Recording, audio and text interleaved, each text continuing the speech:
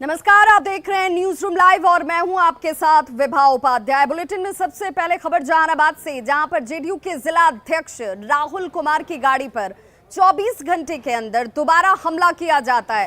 कानून व्यवस्था को लेकर एक बार फिर से सवाल और खुद पूर्व विधायक की गाड़ी पर देखिए यह हमला होता है। जेडीयू जिला अध्यक्ष राहुल कुमार की गाड़ी पर 24 घंटे के अंदर ये दूसरी बार हमला किया गया। अपने पैतृक गांव से राहुल कुमार लौट रहे थे, तभी काको थाना क्षेत्र के हाजी सराय में गाड़ी पर रोड़ेबाजी की जाती है। रोड़ेबाजी की इस घटना में वाहन के शीशे टूट गए। फिलहाल पुलिस इस पूरे मामले की तहकीकात में जुटी है। इस घटना में कोई घायल नहीं हुआ, राहत बस इतनी रही। लेकिन 24 घंटे के अंदर दोबारा परिजनों पर हमले की इस घटना ने जरूर परिवार के साथ साथ इस वक्त इलाके के लोगों को भी डरा और सहमा दिया है। ये एक्सक्लूसिव तस्वीरें आपके टीवी स्क्रीन पर, दो तस्वीरों के जरिए आप समझ सकते हैं कि किस तरीके से यहां पर हमला किया गया। बड़े बड़े पत्थरों का इस्तेमाल किया गया जो सड़कों पर आपको बिखरे हुए नजर आ रहे होंगे।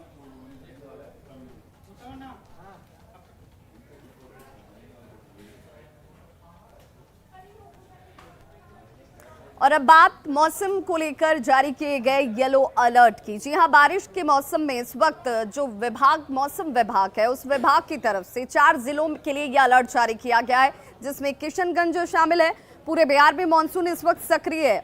लगभग तमाम जो जिले हैं वहां पर बारिश होनी शुरू हो चुकी है। मौसम विभाग ने आज जिन 4 जिलों के लिए ये अलर्ट जारी किया है उनमें किशनगंज, मधुबनी, अररिया और सुपौल को लेकर मौसम विभाग ने येलो अलर्ट जारी कर दिया है। तो भारी बारिश को लेकर ये अलर्ट जारी किया गया है, यानी कि इन 4 जिलों में रहने वाले लोगों को सावधानी और सतर्कता ज्यादा बरतने की जरूरत है। पूरे बिहार में मानसून सक्रिय है और लगभग बिहार के हर इलाकों में बारिश हो रही है। अगर पिछले 24 घंटों की बात करें तो उत्तर बिहार के कई ऐसे ज़िले हैं जहां पे भारी बारिश हुई। किशनगंज में सबसे ज़्यादा बारिश देखने को मिली। लेकिन आज के लिए मौसम विभाग ने उत्तर बिहार के 4 ज़िलों में भारी बारिश की जो चेतावनी है वो जारी की गई है। आपको बता दें, किशनगंज, सुपौल और अररिया और मधुबनी को लेकर के मौसम विभाग ने भारी बारिश को लेकर येलो अलर्ट जारी किया है। और यहाँ इन 4 ज़िलों में आज भारी बारिश के साथ साथ गर्जन और आकाशीय जो बिजली है वो भी गिरने की संभावना है और इसे लेकर के मौसम विभाग ने सतर्क किया है। आपको बता दें कि पटना का अगर मौसम कहें, आज तो सुबह से ही पटना का जो मौसम है वो सुहाना है। बादल जो है वो छाए हुए हैं। हालांकि पिछले दिनों पटना के कई इलाकों में हल्की बारिश ज़रूर हुई थी और पटना वासियों को इंतज़ार है कि यहाँ पे भी बारिश जो है हो, ताकि तापमान में कुछ कमी जो है वो दिखाई पड़े, क्योंकि पिछले कुछ दिनों से गर्मी जो है वो लगातार बनी हुई है। अगर मौसम विभाग के माने तो पूरे बिहार के लिए 26 से लेकर के 28 जून तक के लिए उन्होंने अलर्ट जारी किया है, जिसमें बताया गया है कि 26 जून को कटिहार और पूर्णिया में भारी बारिश हो सकती है, जबकि 27 को किशनगंज, पूर्णिया और कटिहार में बारिश होने की संभावना है। और जबकि 28 जून को पूर्वी और पश्चिमी चंपारण कह लें, सीतामढ़ी, शिवहर, मधुबनी, सुपौल, किशनगंज, अररिया, पूर्णिया, तमाम उत्तर बिहार के जो ज़िले हैं वहाँ पे भारी बारिश हो सकती है और आकाशीय बिजली गिरने की भी संभावना है। तो आपदा प्रबंधन विभाग है, मौसम विभाग है, लगातार अलर्ट जारी कर रहा है। लोगों से सावधान रहने की बात कर रहा है कि जब गर्जन हो, आकाशीय बिजली गिरे तो वैसे परिस्थितियों में लोग खेतों में ना जाएं, घर के अंदर बने रहें। लेकिन इस ढंग से अगर एक बात कहें, जिस ढंग से मौसम विभाग ने जारी किया है कि पूरे बिहार में मानसून जो है वो सक्रिय हो गया है, बारिश जो है वो लगातार हो रही है और आज के लिए 4 जिलों के लिए भारी बारिश को लेकर येलो अलर्ट जारी किया गया है। कैमरा पर्सन सुबोध के साथ रवि एस नारायण, न्यूज़ 18 पटना। तो नेपाल में हो रही लगातार बारिश का असर बिहार के तटीय इलाकों और उन जिलों में साफ तौर पर नजर आते हैं। आपको बताते चलें कि अररिया में इस वक्त हालांकि भारी बारिश थमी है, नदियों के जलस्तर में कमी आई है और यही वजह है कि इन इलाकों में रहने वाले लोगों ने राहत की सांस ली है, जिसमें बकरा, नूना और रतवा नदी के जलस्तर में कमी देखी जा रही है। लेकिन पलासी के नकटा खुर्द गांव में रतवा नदी ने सड़क का कटाव जरूर कर दिया, जिस वजह से लोगों का जनजीवन जो है वो प्रभावित हो गया है। बारिश में नदियों के हालात का जायजा लिया हमारे सहयोगी सतीश कुमार ने। तराई में लगातार बारिश के बाद अररिया की दर्जनों नदियां उफान पर है। तस्वीर जो है दरअसल यह अररिया शहर से बिल्कुल सटे परमान नदी की है। हम बता दें कि यह नदी जो है नेपाल के इलाके में किसले नदी, नरपतगंज चक्रोबा में बूढ़ी नदी और फिर जब नेपाल के मीरगंज में आती है तो परमान नदी हो जाती है। और यह नदी जो है दरअसल पूर्णिया के 22 अनुमंडल तक और जो रसेली घाट तक है करीब 104 किलोमीटर लंबी नदी है। और यह जो है डॉल्फिन संरक्षित नदी भी इसको कहा जाता है। हम बता दें कि नेपाल में लगातार बारिश के बाद नदियां उफान पर है। परमान में पानी हल्का घटा है, वहीं पर बकरा और रतवा नदी में भी जल स्तर में कमी देखी गई है, जिसके बाद पलासी प्रखंड के कई गांव में जो है कटान का दृश्य सामने नज़र आ रहा है। वहीं पर नेपाल में जो लगातार बारिश हुई है उसके बाद परमान नदी की वजह से फारबिसगंज और अररिया प्रखंड के कई निचले इलाकों में जो है जल प्रवेश कर गया है। हालांकि सरकारी नियम यह है कि जब पानी इलाके में 3 दिन तक ठहरता है उसके बाद सरकारी मुआवजा, सरकारी राहत शुरू किया जाता है। तो यह नदियों का जो सिलसिला है दरअसल अररिया जिले में बकरा, परमान, कनकई, नूना, फड़ियानी, कजरी ऐसी कई नदियां हैं जिसके वजह से जो है इस इलाके में बाढ़ का प्रकोप जो है साल दर साल यूं ही बना रहता है। हमारे साथ नदी के जो जानकार हैं और अररिया के युवा हैं जो लिखते भी हैं नदी पर, उनसे जानते हैं। हिमालय से निकलने वाली लगभग 1 दर्जन से अधिक नदियां जिले के विभिन्न इलाकों से होकर गुजरती है, जो हर साल बारिश के मौसम में बाढ़ का अपने बहाव के इलाके में बाढ़ का बड़ा कारण बनती है। साफ तौर पर आपने देखा कि अररिया शहर का दरअसल ये परमान नदी है। पानी हालांकि थोड़ा सा घटा है, बावजूद निचले इलाकों में जो है वो पानी फैला हुआ है। सतीश कुमार, न्यूज़ 18 अररिया। हजारीबाग के बड़का गांव में एक नर्सिंग होम को आग के हवाले कर दिया गया। वजह ये रही कि एक प्रसूता यहां पर 2 जुड़वा बच्चों को जन्म देती है और उसके बाद उसकी मौत हो गई। परिजनों का यह आरोप है कि डॉक्टरों की लापरवाही की वजह से इस महिला की जान गई। इसके बाद जमकर तोड़फोड़ किया गया, आगजनी की गई। 25 से 30 लाख के नुकसान की आशंका जाहिर की जा रही है। नर्सिंग होम में जिस तरीके से हो हंगामा हुआ और अब थाने में पीड़ित पक्ष ने मामला दर्ज कराया है। सिविल सर्जन की ओर से जिले में चल रहे अवैध नर्सिंग होम के संचालन को लेकर अब कार्रवाई की बात कही जा रही है। बताया जा रहा है कि जिस दौरान ये हो हंगामा हो रहा था, यहां से डॉक्टर और स्टाफ भाग खड़े हुए।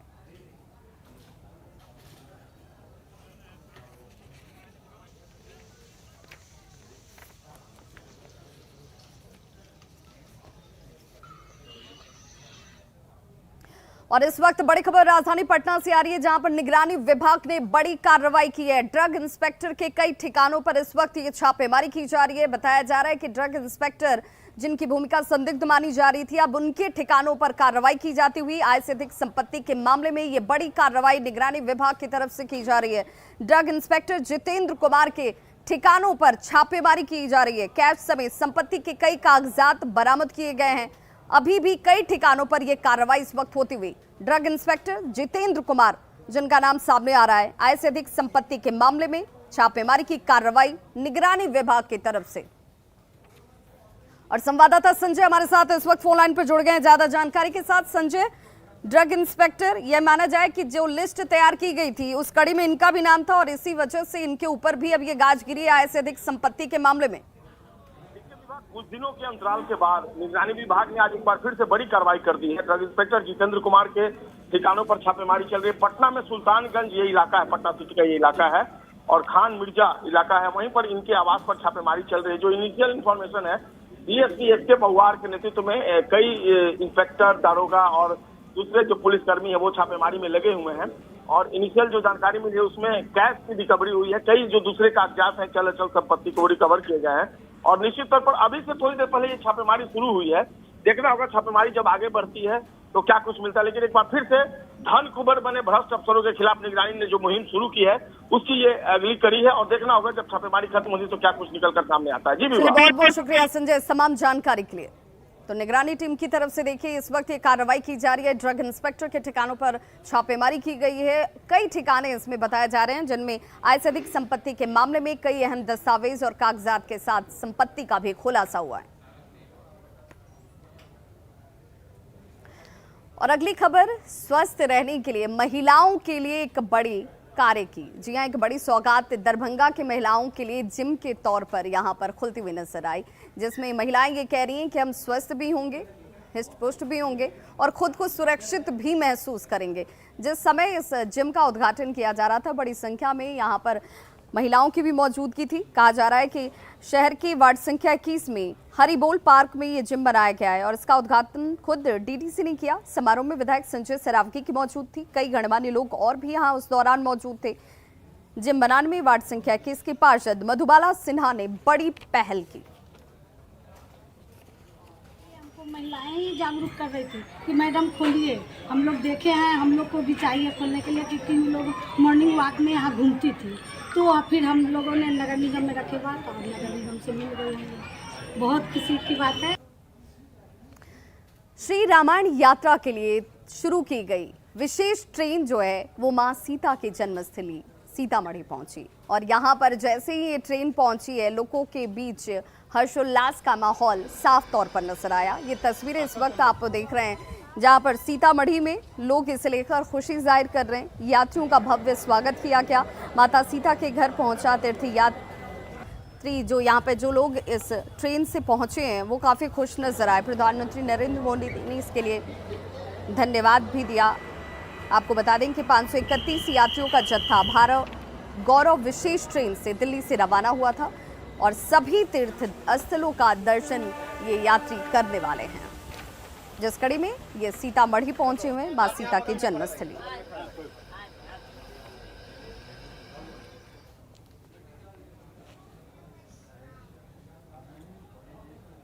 रामायण सर्किट में हम लोग हैं। स्वाभाविक रूप से रामायण का प्रमुख जो दो जगह है, अयोध्या और दूसरी सीतामढ़ी है, और सीतामढ़ी आज ना इतने पर्यटक आए हैं, आपको बताते हुए बहुत हर्ष हो रहा है कि इस ट्रेन में कैलिफोर्निया से भी लोग हैं, शिकागो से भी लोग हैं और कनाडा से भी हैं।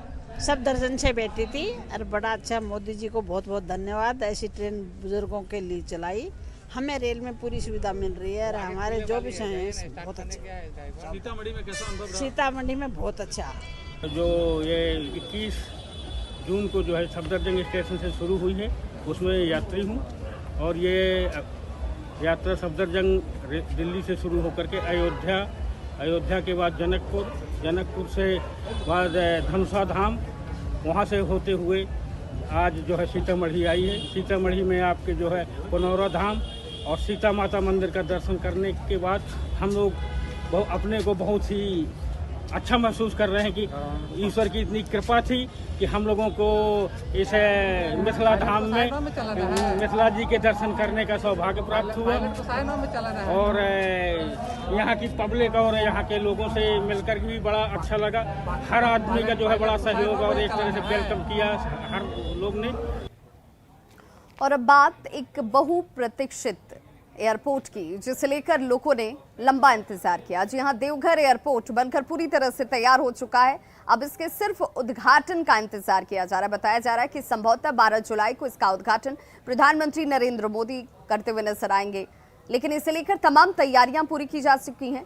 इंडिगो एयरलाइंस की तरफ से 2 बार सफल लैंडिंग भी हो चुकी है और आने वाले वक्त में इंतजार सिर्फ यहां से उड़ान सेवा का विधिवत तरीके से शुरू होने को लेकर। संभावना है कि देवघर एयरपोर्ट का उद्घाटन 12 जुलाई को होगा। इसके बाद कोलकाता के लिए पहली पैसेंजर फ्लाइट यहां से जाएगी। इंडिगो की इस पहली फ्लाइट के लिए 28 जून से ऑनलाइन बुकिंग शुरू हो जाएगी। ऑनलाइन फ्लाइट टिकट बुकिंग करने वाली ऐप में देवघर एयरपोर्ट को ऐड कर दिया गया है, जिसके बाद फ्लाइट की टिकट बुकिंग का ऑप्शन भी दिखने लगा है। हालांकि बुकिंग अभी शुरू नहीं हुई है, इसके लिए 28 जून तक का आपको इंतजार करना होगा। देवघर एयरपोर्ट पूरी तरह से बनकर तैयार है। 2 बार इंडिगो का सफल लैंडिंग और टेक ऑफ भी कराया गया है। वहीं आपको अब बता दें कि 28 को संभावना है कि देवघर एयरपोर्ट के लिए जो है बुकिंग चालू कर दी जाएगी। एक्सिको के बुकिंग ऐप पर जो है देवघर एयरपोर्ट के लिए बुकिंग के लिए स्लॉट तो दिख रहे हैं। हालांकि ये 28 जून से शुरू होगा इसमें बुकिंग, लेकिन ये एक बड़ी खुशखबरी निकलकर सामने आ रही है। जिसमें संभावना जताई जा रही है कि 28 जून से आप जो है कोलकाता से देवघर के लिए फ्लाइट बुक कर सकते हैं। वहीं 12 जुलाई को संभावित है कि प्रधानमंत्री नरेंद्र मोदी देवघर पहुंचे और देवघर एयरपोर्ट का उद्घाटन भी करेंगे। तो आपको बताते चले कि देवघर एयरपोर्ट जो है पूरी तरह से बनकर तैयार है और जल्द ही यहाँ से उड़ानें भी शुरू कर दी जाएंगी, जिसको लेकर ये सारी प्रक्रिया चल रही है। और 28 जून जो बताया जा रहा है उस दिन पहली बुकिंग का डेट होगा, जो ऑनलाइन बुकिंग होगा और लोग जो है हवाई यात्रा का भी सफ़र कर देवघर पहुँच सकेंगे। मनीष दुबे, न्यूज़ 18 देवघर। और अब बात राजधानी रांची की, जहां के ड्रेनेज सिस्टम की वजह से आम लोगों की परेशानी अब सिर्फ आम लोगों की नहीं रही है, क्योंकि इस परेशानी के साथ ही आम लोग अब हाईकोर्ट पहुंच गए हैं। हाईकोर्ट ने इसे लेकर नगर निगम को फटकार लगाई है। आपको याद होगा कि जब भी बरसात आती है उस दौरान रांची के ज्यादातर इलाके जो हैं वो जलमग्न हो जाते हैं। नाली का पानी घरों में प्रवेश कर जाता है, लोग जलकैदी बनकर रह जाते हैं। और सबसे बुरी स्थिति राजधानी रांची के घनी आबादी वाले मोहल्ले हीनू के शिवपुरी की होती है। यहाँ के निचले इलाके में हर साल नाले का पानी लोगों के घरों में होता है। इस वजह से स्थानीय लोग जो हैं वो कोर्ट की शरण में जा पहुंचे हैं। कोर्ट ने इसे लेकर फटकार लगाई है। बिना प्लानिंग और रिसर्च के जिस तरीके से घरों का निर्माण कर दिया गया, इस पर नाराजगी जाहिर की गई हाईकोर्ट की तरफ से। खामियाजा आम लोग भुगत रहे हैं। कोर्ट ने अपनी टिप्पणी में साफ तौर पर कहा। ग्राउंड जीरो से ज्यादा जानकारी दे रहे हमारे संवाददाता संजय कुमार सिन्हा। राजधानी रांची में ड्रेनेज सिस्टम का दर्द झारखंड हाईकोर्ट पहुंचा है और झारखंड हाईकोर्ट ने इसको लेकर रांची नगर निगम को फटकार लगाई है। हम इस समय मौजूद हैं राजधानी रांची के हीनू के शिवपुरी मोहल्ले में, जहां आप देख सकते हैं कि किस तरह से दो घरों के बीच में नाला जो है बह रहा है। आप जानते हैं कि राजधानी रांची एक पहाड़ी जगह है और पहाड़ी जगह होने के कारण जो भौगोलिक स्थिति है, जो जमीन है ऊपर नीचे है और लोग यहाँ पर, लेकिन जो ड्रेनेज सिस्टम यहाँ बनाया गया है वो भौगोलिक स्थिति को ध्यान में नहीं रखा गया है। लिहाजा इसको लेकर शिवपुरी मोहल्ले के लोगों ने जो काफ़ी परेशान है, बरसात के दिनों में जो नाले का पानी घरों में घुसता है, हमारे साथ याचिका करता है। ये सर परेशानी क्या आ रही है? परेशानी यही है कि मच्छर, जानवर, सांप बिच्छे, पानी, घर, बाढ़, अभाव के सारे अथाह कथा व्यवस्था में हम लोग जी रहे हैं। अपना घर दे दिए हैं, ज़मीन दे दी है, मकान बना लिए हैं, लेकिन नाली की व्यवस्था नहीं है। और नाली हमारे लिए रोज़मर्रा की ज़िंदगी में प्रतिवर्ष प्रतिदिन कष्ट में डालता है। और इसके सहारे प्राकृतिक और अप्राकृतिक जीव जंतु, चोर चौहार, लंपट, बाढ़, अभाव सब गुजरते हैं। अजी देख रहे हैं सर, घनी आबादी वाला मोहल्ला है, लोग घरों के अंदर से जो है नाला गुजरा है, नाला ढका हुआ है, तो क्या पानी घर में आता है? एकदम आता है। साल में कम से कम बरसात में 10 बार पानी घर में घुस जाता है। और क्या समस्या आ रही है? यहाँ बगल में जैसे नाली के इधर बगल में हम लोग रहते हैं, यही नाली है जो कि ये पूरी लाइन से पूरा ड्रेनेज यहीं से होती है। पूरी गंदगी नाली में बदबू आती है, बगल में मच्छर आते हैं, बच्चे लोग का तबीयत खराब होता है मच्छर काटने से, सांप बिच्छू सब आते हैं वहाँ पर, तो इसलिए सफाई। कभी आप लोगों ने इसको लेकर कोई आवेदन दिया कि हाँ ऐसी परेशानी हो रही है? 1-2 बार दिए हैं, हम लोग दिए थे, लेकिन कुछ नहीं सुनाई। अभी तो कोई सुनवाई नहीं हुई, तो क्या उम्मीद है कि अब कुछ होगा? मामला कोर्ट में उम्मीद है कि कुछ मॉडर्न टेक्निक से लोग इस म्युनिसिपल कॉर्पोरेशन इस पर विचार करेगी और सिस्टम को दुरुस्त करेगी, यही उम्मीद है। मच्छर से लोग इतने परेशान हैं, बुजुर्ग लोग रहते हैं, बच्चे रहते हैं, लेकिन कभी भी कोई क्लीनिंग सिस्टम प्रॉपर्ली वर्क नहीं करता। और यहाँ से चूंकि ये निचला इलाका है, तमाम नदी का पानी इसी नाले में आ जाता है और नाले में आने की वजह से बरसात के दिनों में खासी मुश्किलें आती है, पानी घरों में घुसता है। लिहाजा जब नगर निगम ने कोई एक्शन नहीं लिया और कोई परेशानी की जहमत को उठाना जरूरी नहीं समझा, तब लोगों ने सीधे न्यायालय में गए, हाईकोर्ट की शरण में गए। अब हाईकोर्ट का साफ निर्देश है कि जल्द ही जल्द इस पर आप कुछ कार्रवाई करें, काम करें, जमीन पर वो काम दिखना चाहिए ताकि लोगों को परेशानी से निजात मिल सके। कैमरामैन अमित के साथ संजय कुमार सिन्हा, न्यूज़ 18 रांची। तो लंबे अरसे से लोग इंतजार कर रहे थे कि उन्हें इस परेशानी से निजात मिल जाए, लेकिन कोई सुनने वाला नहीं था। अब हाईकोर्ट में जब मामला पहुंचा है तो लोग आशान्वित हैं कि अब उनकी स्थिति शायद सुधर जाए। अगली खबर धनबाद कोयलांचल से, जहां एक युवती ने जवान पर यौन शोषण का आरोप लगाया। शादी का झांसा देकर यौन शोषण किया गया और युवती जब शादी का दबाव देने लगी तो इस जवान ने शादी करने से इनकार कर दिया, जिसके बाद ये युवती अपने कुछ सगे संबंधियों और दोस्तों के साथ जवान के घर पहुंच जाती है।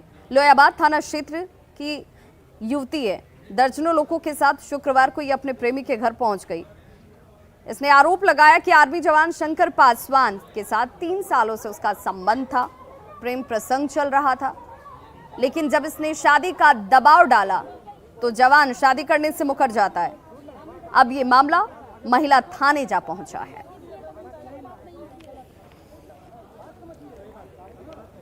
ना मुझसे ना प्यार करता था, हम दोनों एक दूसरे से प्यार करते थे। शादी कर लिया और आज है ना बोलता है कि हम नहीं रखेंगे, किसी और से छेका करके ना बैठा हुआ है, बोलता नहीं रखेंगे और बोल रहा है कि भाई बहन है। भाई बहन जो रहता है तो वो शादी करता है 5 दिसंबर 2019 को रूम में। तो खबरों का सिलसिला लगातार जारी है। आप देखते रहिए न्यूज़ 18 बिहार झारखंड। यहाँ खबरों का सिलसिला कभी नहीं थमता।